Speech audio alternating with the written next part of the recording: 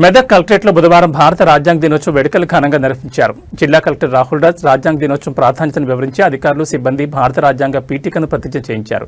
రాజ్యాంగంలో పొందుపరిచిన సార్వభౌమ, సామ్యవాద, లౌకిక, ప్రజాస్వామ్య, గణతంత్ర రాజ్య భావాలకు అనుగుణంగా నడుచుకుంటామని ప్రతిజ్ఞ చేశారు.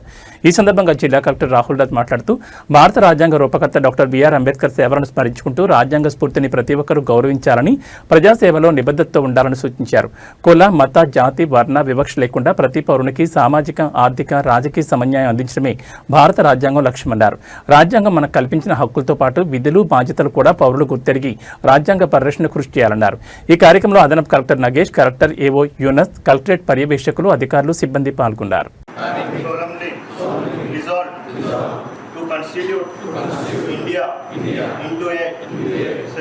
Sovereign, socialist, secular, democratic republic, and to secure to all its citizens justice, social, economic, and political liberty of thought, expression, belief, faith, and worship, equality of status and of opportunity, and to promote among them all. So ఇవన్నీ కూడా చాలా చరిత్రాత్మకమైన years. So దాంట్లో మనం చూసుకున్నట్టయితే 1949 ఒక special ఇది ఉంటుంది మనకి. సో దాంట్లో మనం 26 నవంబర్ రోజు సో ఎన్నో డిస్కషన్స్, ఎన్నో అయినాక అన్ని ఆర్టికల్స్ అన్ని each and every article fundamental ఒక ఎస్పెషల్లీ తెలంగాణ లాంటి రాష్ట్రంకి అప్పుడు హైదరాబాద్ సంస్థానము భారతదేశంలో విలీనం కావడం జరిగింది. సో 1947లో మనకి ఇండిపెండెన్స్ వస్తే 1948లో చాలా మటుకు కూడా సంస్థానాలన్నీ కూడా భారతదేశంలో విలీనం కావడము. సో ఇప్పుడున్న భారతదేశం ఫామ్ కావడం అంతా కూడా ఫుల్ ఫ్లెడ్జ్గా మనకి 1948లో జరిగింది.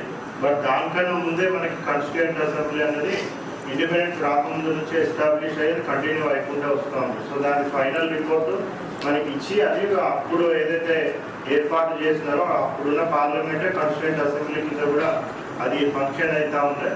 సో వాళ్ళు ఆ కాన్స్టిట్యూషన్ని అడాప్ట్ చేసుకోవడం లేకుండా కూడా అన్ని కూడా క్లియర్ కట్గా మనకి దాంట్లో డిఫైన్ చేయడం జరిగింది. సో ఆ కాన్స్టిట్యూయెంట్ అసెంబ్లీయే ఈచ్ అండ్ ఎవ్రీ సెక్షన్కి సో వాళ్ళు డిఫరెంట్ కమిటీస్ ఏర్పాటు చేసుకొని ఆ కమిటీస్కి అప్పుడున్న ఈస్ట్ పాకిస్తాన్ అంటే ఇప్పుడు ప్రజెంట్ బంగ్లాదేశ్ కానివ్వండి. సో ఇవన్నీ కూడా అదే టైంలో ఇండిపెండెన్స్ వాళ్ళకు కూడా వచ్చినాయి. సో వాళ్ళు కూడా కాన్స్టిట్యూషన్స్ రాసుకున్నారు.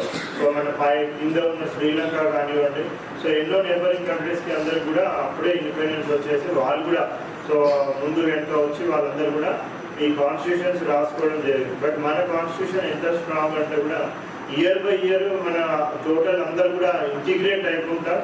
సో ఇంకా మనం ఇంకా స్ట్రాంగ్ నేషన్గా ఎస్టాబ్లిష్ అయ్యి సో ఇప్పుడు ఇంకొక 1 ఇయర్లో మనము 3rd లార్జెస్ట్ ఎకనామీ కూడా కాబోతా ఉన్నాం. ఆల్రెడీ 4th లార్జెస్ట్ ఎకనామీ అయిపోయింది.